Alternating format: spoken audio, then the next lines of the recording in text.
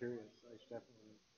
Yeah, I kind of extended the range of what I address as media in my class this semester because Mm, the department has a film video mm, history, right? Um, and because this latest project kind of had me massively consuming YouTube all summer. Looking at this. that's great. Yeah. Well, maybe we'll get started with your work. You said,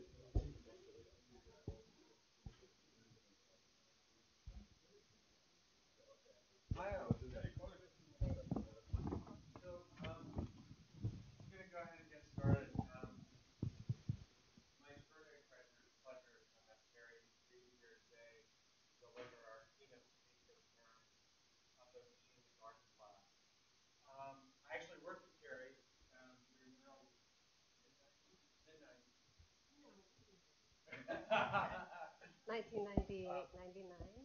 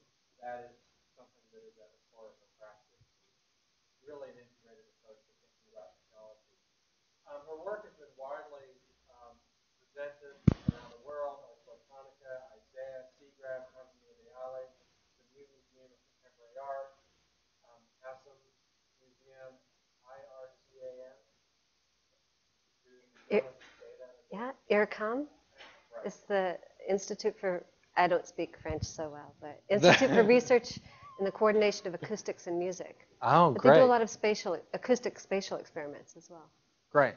And she currently has, actually, I should first say that her piece in Boston, Core Sample, received the 2008 Prix Arts Electronica Award of Distinction in the digital music category.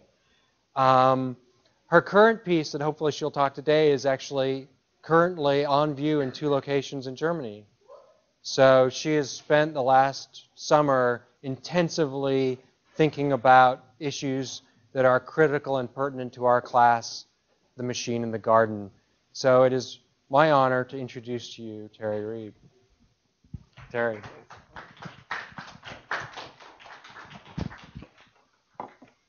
Thank you, Colin. It's really great to be here, to be back in dialogue with my longtime colleague, Colin, and to be able to visit him and see the incredible work you're all doing in product design and digital media. Is just really exciting. I also know Tad just a little more recently. He was teaching in the Department of Digital Media at RISD, where I was for the last 5 years, and I'm now at University at Buffalo. So I'm sorry to miss him today, but it's a nice kind of full circle back, and I'm really delighted and grateful to Intel for sponsoring this lecture. So as Colin said, I am very interested in this kind of connection between technology, biology, the social, and I see landscape as the place where these things come together most poignantly for designers. And I'm going to talk about that today in the context of some of the research I've been doing in my doctoral program. So I'm full-time teaching, of course, but I'm also completing my dissertation at the Harvard Graduate School of Design, where my topic is looking at constructions of landscape and subjectivity in the context of mobile network society. So I'm going to kind of do a brief overview of some of that work, particularly because I think this group is mixed, it's interdisciplinary, much like the studios I was teaching at RISD, which often enrolled architects, landscape architects, fine artists, digital artists. And one of the questions that arises, I think, very importantly, is how do we mediate this space between representation and the instrumental? So from the projective to the instrumental in what we do comes together, I think, in digital media around interface, because you have interface functions as a picture, as a map, but also as a kind of extension of agency, right? It's a mediator of agency. So I want to talk about how we picture ourselves in landscape and put that in an historical context. Certainly, interface brings a whole new set of questions into play with the fact that it operates more along the lines of landscape or architecture or infrastructure in terms of its instrumentality. But it does follow in a long line of modes of representation of landscape that we can trace back, and I admittedly will be only offering Western examples here, but we can trace back a long way. So when we think about how we picture ourselves in landscape, we can think obviously of examples that are religious in their basis or that express our place in relation to spiritual cosmology. We all know this image. I'm sure you've been reading excerpts from Leo Marx's book. But this image is really potent as an image of manifest destiny, as an image in which the kind of harmony, and an attempt to express a harmony between industrial and agricultural creations of a productive landscape are seen to be in balance with each other. But this, of course, is a historically specific moment. As we see shifting attitudes now, the example of Edward Burtynsky's work, which really emblematizes, I think, a moment where our kind of ecological consciousness emerges in a post-industrial context, where we see landscapes of excess, and they're also writ in a differentiated way across global contexts. But in the context of digital media and interface, how are we picturing ourselves? In this history, I think we need to ask ourselves what it is that is underlying or beneath, what lies behind the interface. And obviously, in the most common kind of way that we encounter our place in the world in daily interfaces, the image of Google Earth or Google Maps on your mobile device, many, many other examples as well. But behind all of this is effectively the military industrial apparatus of the GPS system. When we look at these images, they also bear a kind of reductionist imprint. So we see ourselves kind of visually as the object that can be grasped all in one kind of glance, right? There's a kind of power implicit in that mode of representation. It's also a Cartesian representation that would suggest that all things can be reduced to a kind of numerical or a grid-based kind of model. But also this is a system that identifies targets, right? This is about itinerary, it's about target, but it's not about the kind of embodied experience of space that we really do inhabit as human beings on a daily basis. So how do we kind of bring that back into the dialogue is what I'd like to address today. And one model for myself in thinking through these questions is to look back to J.B. Jackson. I know some of you in landscape architecture will be familiar with his work, Discovering the Vernacular Landscape.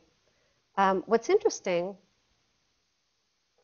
about the way he uses the word landscape, which I think has a more contemporary extension in notions of landscape urbanism, is that he actually moves from what would be the Dutch derivative, which implies a kind of view or a picturesque, to landscape in the German etymology. And he traces it as such. So land, he breaks down the word, land. As far back as we can trace the word, land meant a defined space, one with boundaries, though not necessarily one with fences or walls.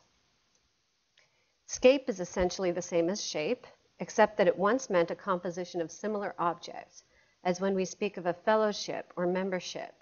So like a bundle is the image he uses. The word scape could also indicate something like an organization or system. And so here we begin to feel the kind of social or political systems expressed in landscape. And he summarizes in the compound that landscape can be understood as a composition of man-made spaces on the land. A landscape is not a natural feature of the environment, but a synthetic space, a man-made system of spaces superimposed on the face of the land, functioning and evolving not according to natural laws, but to serve a community. So this is a very different image. If you think about one of the examples he uses is a medieval landscape where you see the relationship between a governing structure, its expression as agricultural industry, a kind of whole complex of forces that give shape to what we see as made land or systems overlaid upon the land. So when we think of that in a contemporary context and imagine what that implies for the spaces and landscapes that we function in on a daily basis, I think questions emerge around a very important point that he makes, that we should not use the word landscape to describe our private world, our private microcosm, and for a simple reason. A landscape is a concrete, three-dimensional shared reality.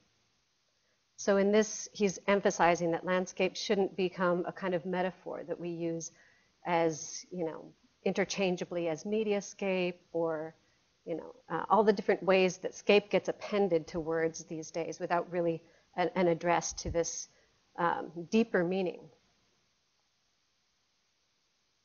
So I think when we start modeling landscapes in particular that relate to mobile wireless networks, which I argue are landscape conditions, if you think of them as systems, man-made systems overlaid upon the land, then we often find images like this one, which is from MIT's Sensible City Lab. You're probably familiar with Carlo Ratti's work. They've done some incredible visualizations with access to huge data sets. In this case, this was a project partly funded by Ital Telecom. So they had access to the network traffic of all the cellular subscribers in the area of Rome over a 24-hour period through Ital Telecom, which in that instance and at that moment in time was pretty much the primary carrier.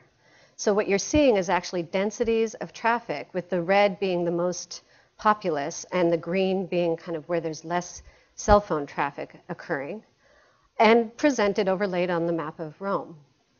Actually, in this image, I think it's the Madonna concert that you see as this kind of looming mountain there.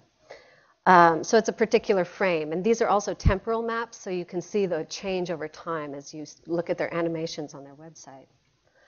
But this, while it looks like a landscape, I think it's important to compare it back to Jackson's point about landscape being a shared three-dimensional reality. In this example, obviously, we're looking at basically a subscribership to what is effectively a private service. Even if it may be the primary provider throughout Italy, it doesn't necessarily imply that everyone will have access. So we have to be careful when we think of how we represent landscape in mobile wireless society, mobile network society, I should say. And one way of kind of shifting the discourse, in my mind, is to draw upon Anthony Dunn and Fiona Raby's notion of Hertzian space. So they are designers from Royal College of Art who, about 10 years ago, published a book called Design Noir, The Secret Life of Everyday Objects. And in this book, they present what I've borrowed here as the spectrum that you see on the right of the image. This image of Hertzian space is the extended space of electromagnetic wavelengths, right?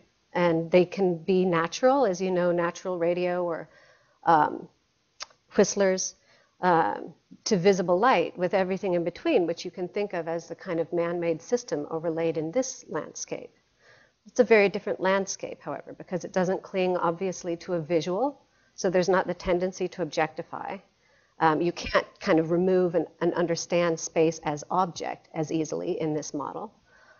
So it's functional, I think, in kind of breaking that Western philosophical tradition of ocular centrism. But it's also a spectrum that inherently extends from the body all the way out to the outer cosmos. So we can also see it as a model for thinking about designing across scales of time, body, and space, very radically. I think also it's a way of bringing us into kind of consciousness about how we structure this particular space, which does have ultimately a spatial quality, but it's also social and it's temporal. So we have to, I think as designers, be very mindful of the way in which it's governed and the place that we are in that kind of food chain in being able to shape or influence it. And one way that I try to encourage people to, designers in particular, artists and designers, to engage this is by invoking what I call network landscapes. So in this kind of construction, I'm drawing on the cyborgian notion of landscape as a kind of combination. It's a symbiotic relationship between organism and environment. I'm drawing on landscape urbanism's construction of landscape as a kind of approach for thinking and designing architecture, infrastructure, and landscape in an integrated way. And I'm combining that with network in a particular way that draws upon Bruno Latour's notion of kind of the social not being something material or something that we can point to, but actually it's a kind of phenomenon that emerges as connections and associations emerge and disappear, which is a very temporally unstable thing.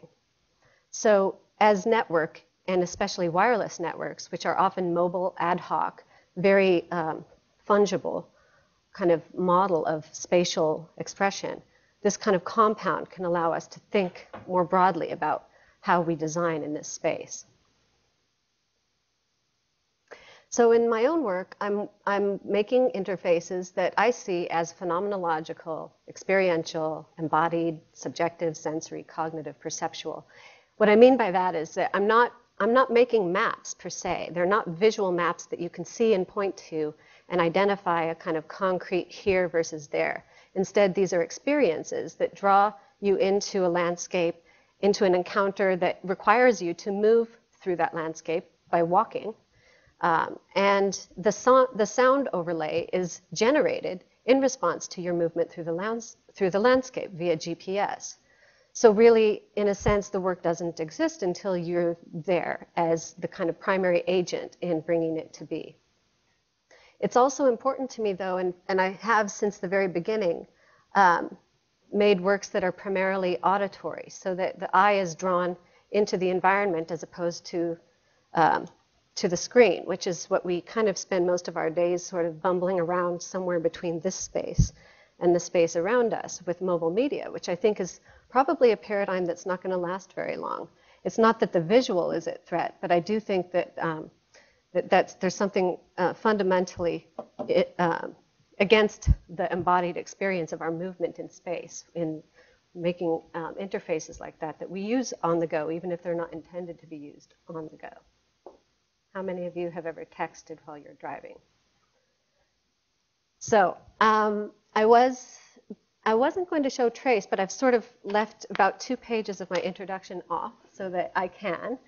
And so I will do that because I think maybe some of you aren't familiar with this work.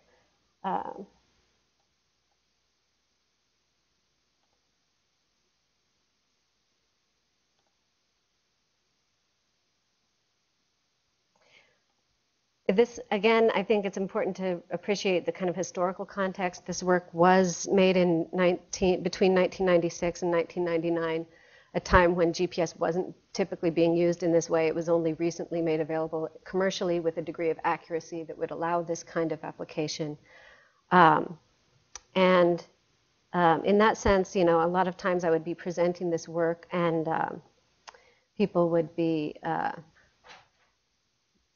very unfamiliar with GPS as a technology, but also the whole model of this kind of experience, which usually would get sort of reduced to being understood as like a museum tour, audio tour, which is quite different than how it actually works. Let me go. Oh, sorry, I didn't actually open it.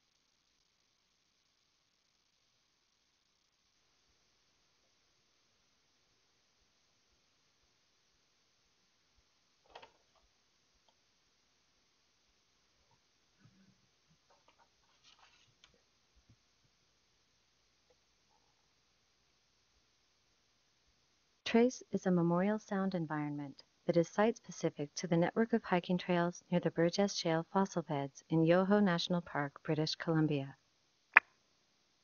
Walking through the installation is like wandering through a memorial sculpture garden, where instead of visible monuments, visitors weave their way through memorial songs, poems, and stories that play at specific locations along the trail. The installation is an ethereal netting of sonic memorial art, draped over a landscape that is itself a memorial record. A memorial is heard through headphones as the hiker moves through the area in which the memorial has been placed. A computer in the hiker's knapsack senses the location and plays the sounds.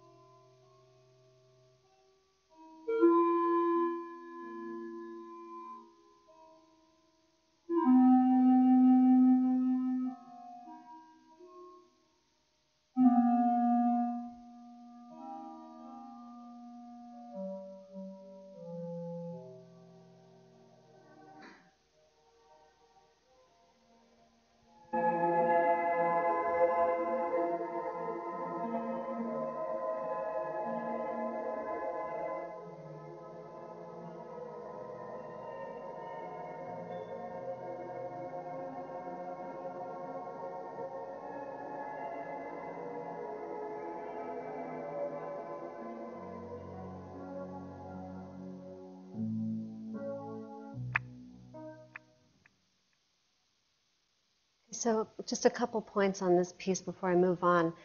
What actually brought me to this was a concern and an interest in memorial art and artifacts and architecture. So I was looking at cemeteries also as the kind of precursor to public parks, and inspired by Frederick Law Olmsted. And so part of what my goal was in making what's effectively a kind of sonic cemetery was to use new technologies and the fact that we have new ways of expressing our mourning in a public context to try to reinvigorate that kind of dialogue, but in a way that might have point to a larger scale of time and memory.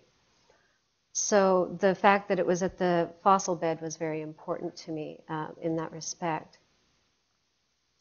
The work was also a response to feeling very constrained to the keyboard and mouse because I'd originally studied sculpture. And so when I started working digitally, which gave me a certain freedom around conceptual ideas, I felt really limited in terms of the knowledge through the hand or through the body that had always informed my practice. So really GPS was kind of like an exit strategy from what I had become as a sort of hunched over the keyboard person, which we all are very familiar with.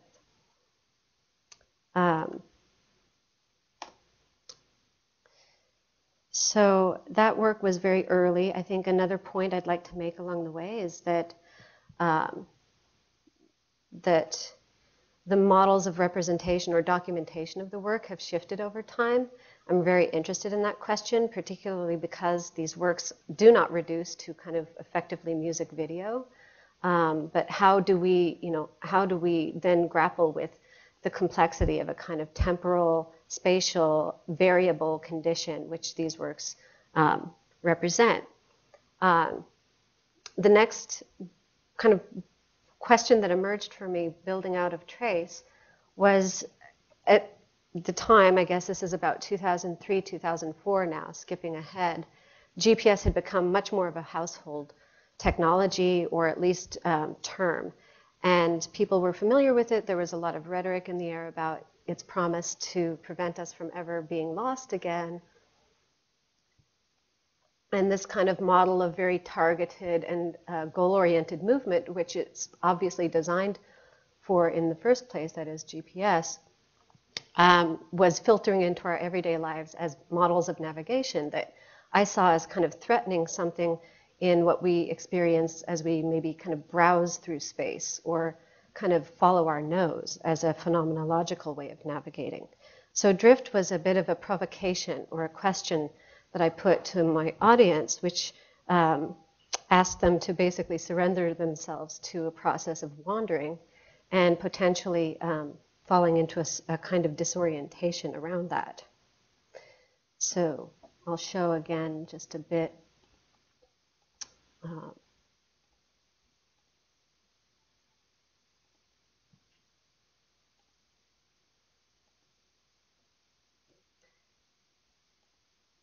That piece for you. I'll try to keep this moving so that I can show more work.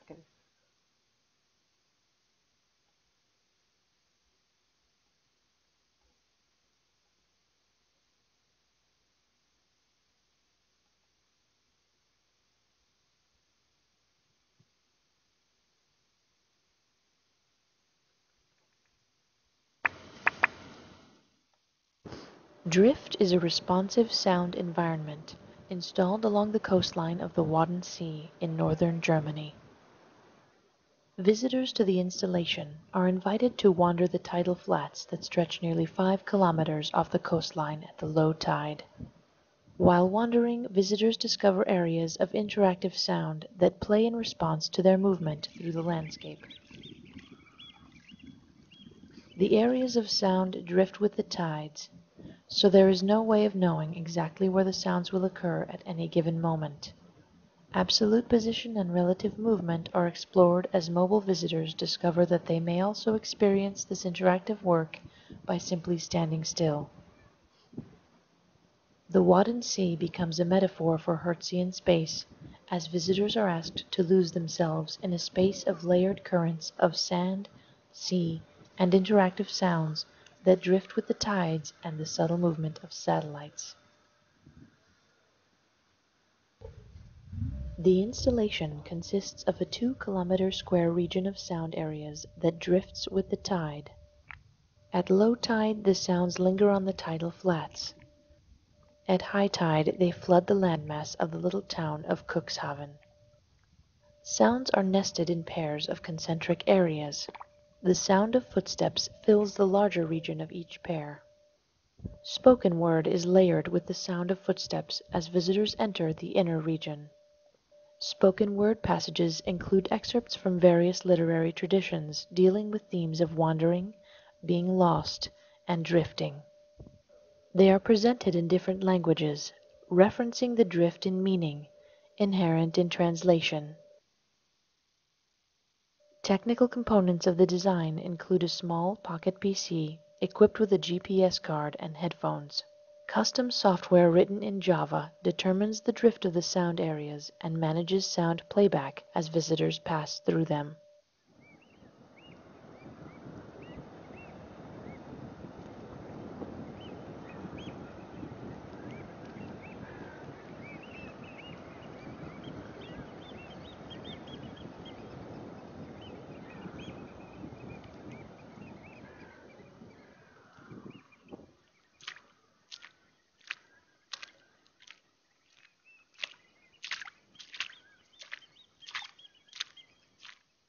Broken hoops on the shore, and at the land a maze of dark cunning nets. Farther away, chalk-scrawled back doors, and on the higher beach a drying line with 2 crucified shirts.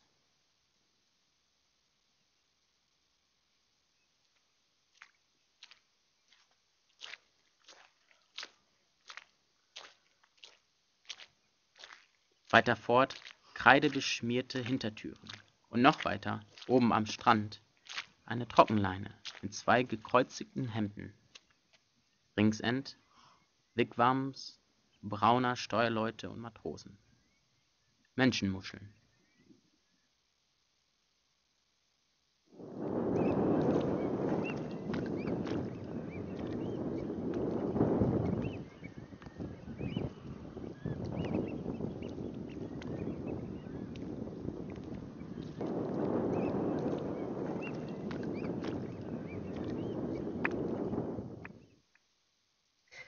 So another historical point along the way is, at that little spot where I talk about the technology really isn't so necessary at this point. But at the time, it really wasn't such a common platform or environment. And in fact, it was somewhat cumbersome. I can say Trace was a lot easier to make than Drift because I was moving with the hardware becoming smaller and smaller into more portable units.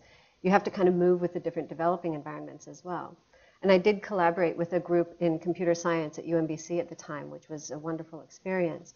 But what I want to say to you is that you're very lucky to be getting into this at this point in history, because just in the last 2 years, the capacity of what your mobile phone can do and the kind of tools that have been made available, both open source and proprietary, have just boomed. So I often teach using a software called Emscape, which is a freeware that HP developed. I also teach students open frameworks or PD on iPhone.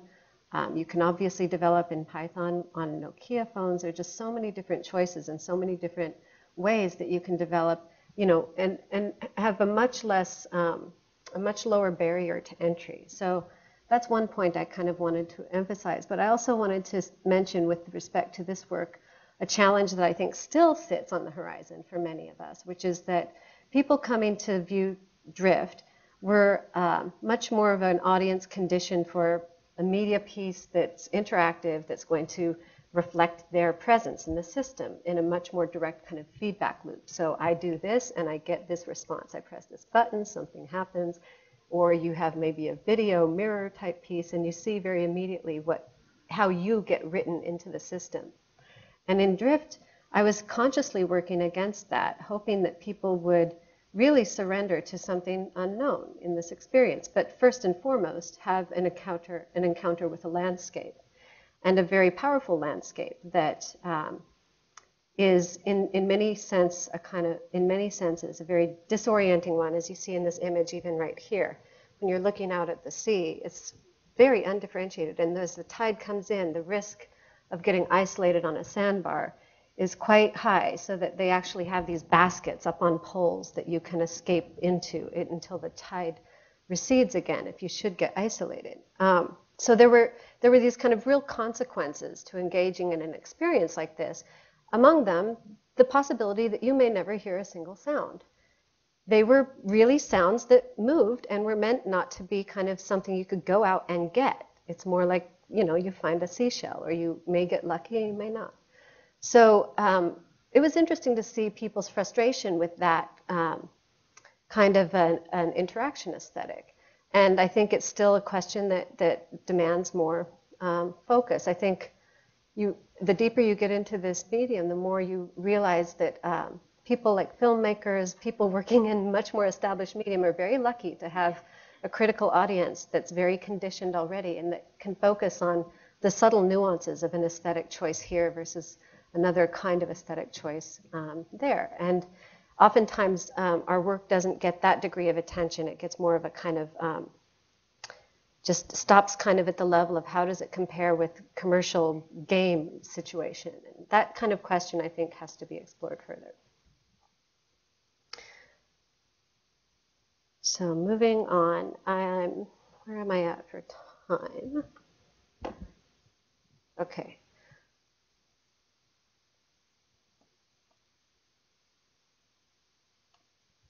So core sample, 2007. This was a commission that the Institute of Contemporary Art in Boston brought to me, the opportunity to do a piece on one of the Boston Harbor Islands. And there are about a dozen of them. They're right off the coast of Boston, and they are actually a national park system at this point. They have, in various times through history, served as military installations. The island that I ended up working on was Spectacle Island, which had also at different times served as there was a quarantine hospital there. There was a hotel and casino there at another point. But through the greater part of the 20th century, it was a dump for the city of Boston. And along with that function, there were also industries on the island, including horse rendering, which was kind of like a metal scrapyard, what we do with cars now, but had to be done with horses then.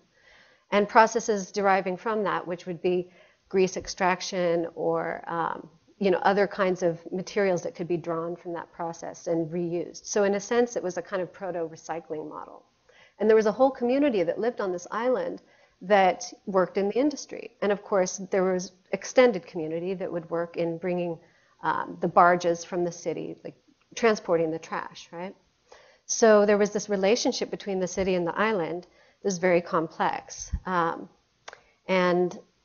In many ways, it was a very neglected and disturbed landscape. Over time, it eventually became so toxic that it had to be closed to the public.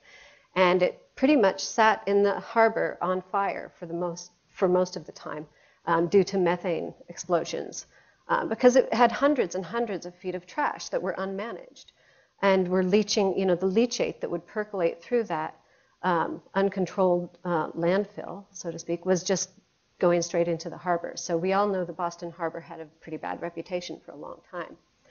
In the 90s, it was decided that they would use the excavation from the Big Dig, the tunnel project, to cap the island and create a public park, a landfill park. So when you go to the island today, you're presented with a very typical image of a landfill park. It's kind of mounding and beautifully landscaped by Clarissa Rowe and Associates. But very, very difficult to access this history, even though there is a visitor center that outlines, all the different pasts of the island, including its connection to Native American communities, which, by the way, they're actually on one of the Boston Harbor Islands had been a genocide at one point where the Indians were just marched out and left for the winter. So, I mean, this is a really, really charged landscape. And my job was to try to make sense of this as a kind of experience that would bring people into consciousness about the harbor itself as having multiple meanings. On the one hand, it's an image of successful reclamation. On the other hand, it's also still an industrial landscape and a post-industrial landscape. And the question of what the status of the island is now, I think, remains to be seen. It's not clear that it's entirely capped. It's impossible to entirely cap and contain all the leachate that may be coming through the island. And in fact, there were hundreds and thousands of dollars invested later on to transport the water from the island back to the sewage treatment plant across the harbor because the seawall wasn't actually containing as it had been intended to do so. So what Spectacle Island will be in even 5 years, much less 10 or 15, remains to be seen. But how to bring the general public into a dialogue with this and into a kind of recognition of our own role in this kind of larger ecosystem. So at one end of the harbor was the new building of the Institute of Contemporary Art, and they had a big gallery called the Founders Gallery that I used to present this, which is actually a sculpture. It's a sound sculpture in the space. But when you first walk in, it looks just like an architectural element. You wouldn't really know otherwise, as the building had just recently opened. And it's not intended to have art in that space. So people wouldn't necessarily recognize it as a sculpture until they maybe lean on it or, drape their hands or touch the surface and realize it is vibrating. It's actually a speaker. There are tactile drivers embedded throughout the tube through which the sounds are resonating, sounds from the island installation. And there's a mapping that's meant to evoke a kind of core sample. So the sound installation on the island is topographically articulated sounds that relate to the different histories that you might find at different elevations. In the context of the museum, they're presented as a kind of linear mapping based on depth. And I've kind of extended the notion of a core sample all the way through to a kind of imaginary geologic core, and on the other end, all the way out to what you would hear at the highest points of the island, which are radio astronomy, so natural kind of whistlers and choruses. So this is the mapping that you find on the island. It's over 5 miles of trails, and two kind of spiraling trail systems go to the top of these drumlins on either side of the island, which at this point are not just hundreds of feet of trash, but in some places up to 60 feet of Big Dig cap And then on top of that was a kind of scientifically formulated loam that could support plant life, which was entirely imported. And of course, it was all very tightly designed to use only native species. But along the way, I did a lot of research, and some of the sounds are part of the project. You won't hear them in the documentation, but I spoke with experts in disturbed landscape horticulture. Among them was Peter Del Tredici, who'd studied spectacle for over a decade, and made the wonderful observation that, in fact, the island is now a kind of thriving place for invasive species because they do well in a nutrient-deprived soil. So what you see is this kind of pastoral is actually a very complex landscape. So let me go to the documentation and video. And again, I would just bring your attention to the kind of effort to continue to grow in how this work gets communicated, documented and communicated, which I continue to kind of rack my brain over. So let's see what you can glean from this one.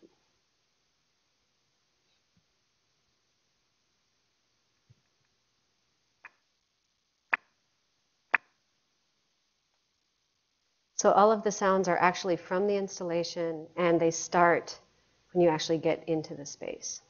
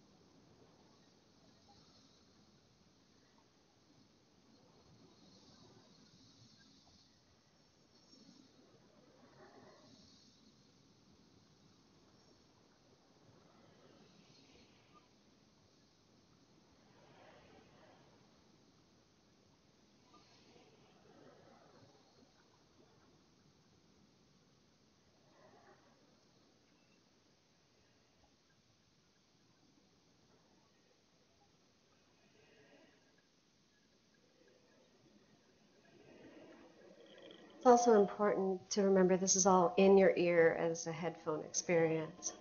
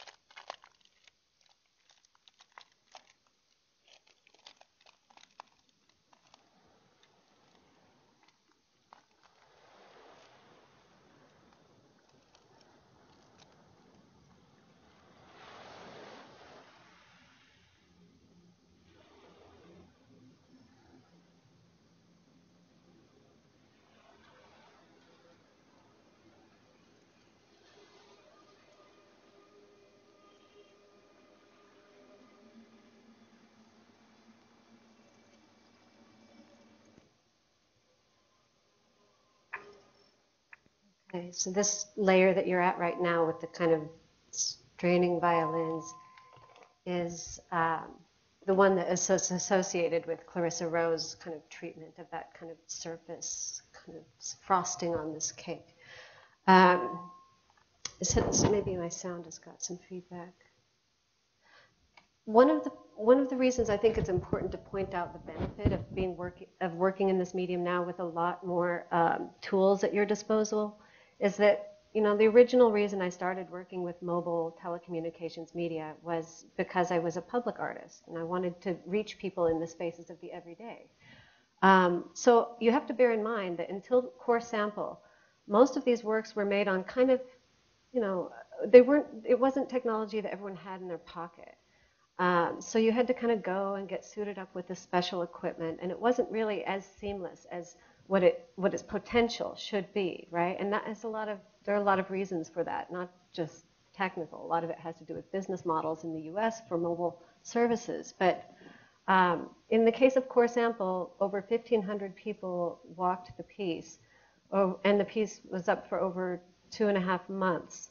Very robust and without failures. So it's also kind of a moment where we can actually think larger. We can kind of aim higher in terms of how we make works available to the public and kind of move into the spaces of the everyday.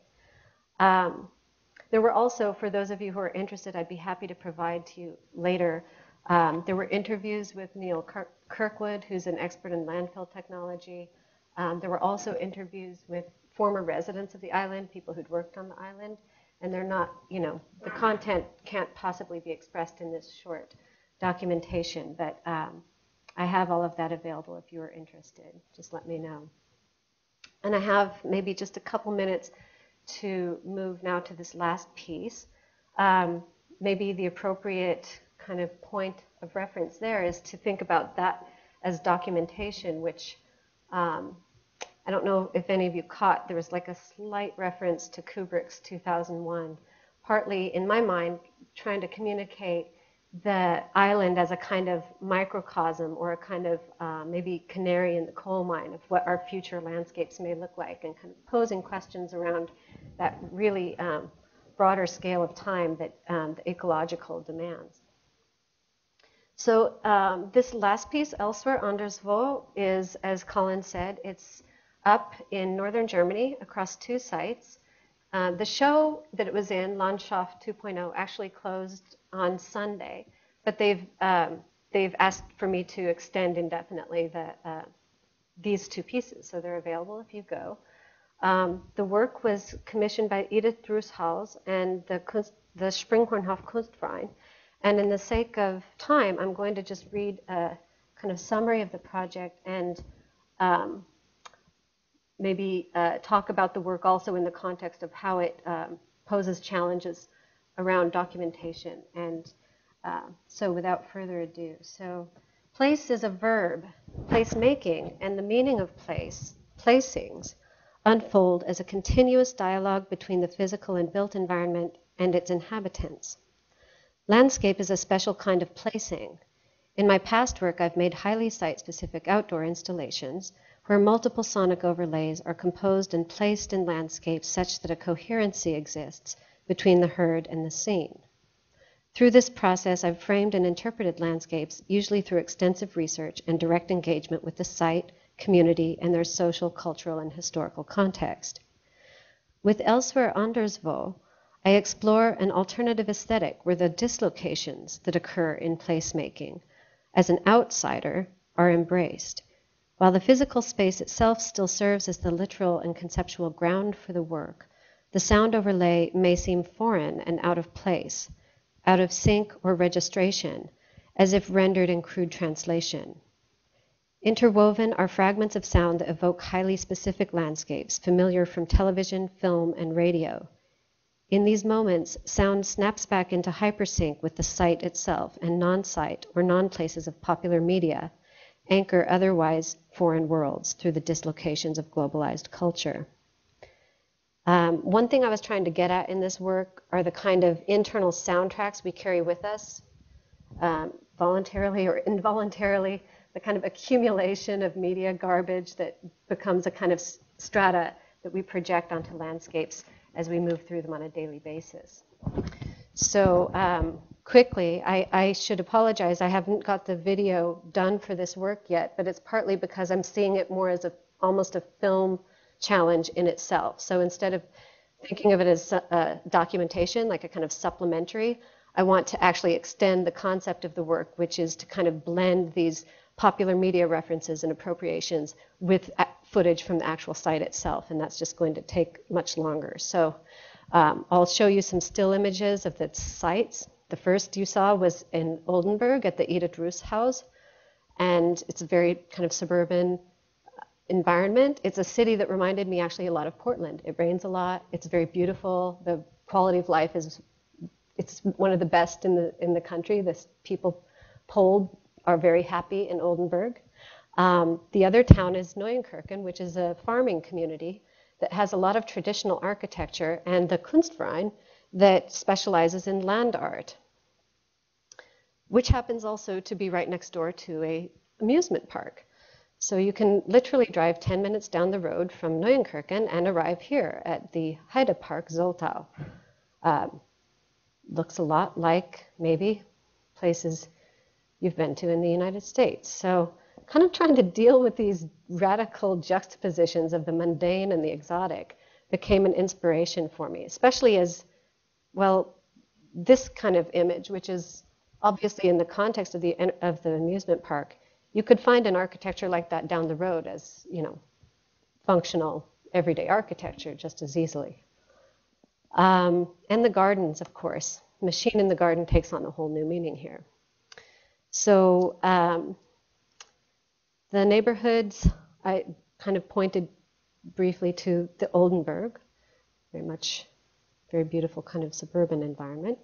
And at the end of that trail, you come to the botanical garden, which is actually kind of an odd botanical garden, but you can think of it as this kind of landscape pastiche, where one place is jammed up next to the others. Some of them, in fact, I should point out, some are exotic, North America or New Zealand on the left, and then the moor and hide, which is actually the landscape of Neuenkirchen, is represented also with a kind of simulation in this environment. You have everything from common roosters to peacocks to truly exotic birds mixed in with the horticulture. And then in Neuenkirchen, you have, you know, just around the corner from the Kunstverein, this environment. Nordic walking is really big there. They have these kind of public gatherings out in this plaza, which I kept expecting little munchkins to pop out at any moment. And they have art in the landscape plunked right down in a field or right next to the cow barn. It's just that integrated into the environment. So there's this odd kind of, again, the mundane and the exotic brought together in stark contrast. This is a sculpture that you actually crawl into. It's a massive mirror. And this is another sculpture. Many of them have the kind of a 70s kind of aesthetic going on. And then just people's everyday gardens are exquisite. So in both locations, you find these incredible expressions of landscape. This is a ranch for the Heideschnucken, which are these special sheep that are used to keep the heath, because it's now a national park preserved for its beauty as heath, which is, of course, a product of hundreds of years of deforestation. So I have just a 3-minute tiny little compilation that might give you just the briefest sense of how this sound comes together. And I'll take questions after that.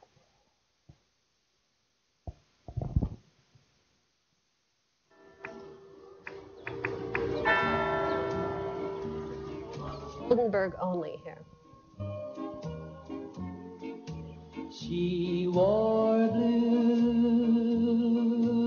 velvet, bluer than velvet.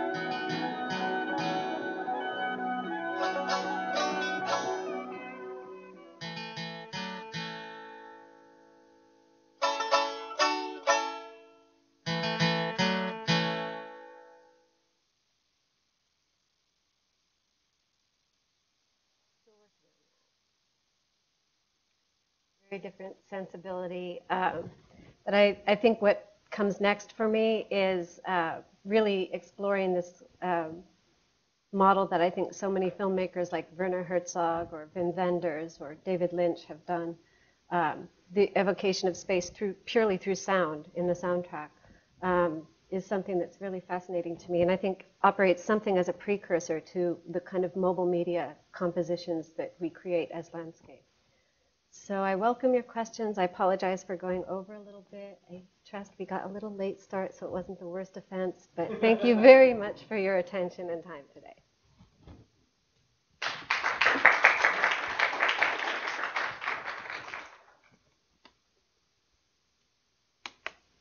Mm-hmm.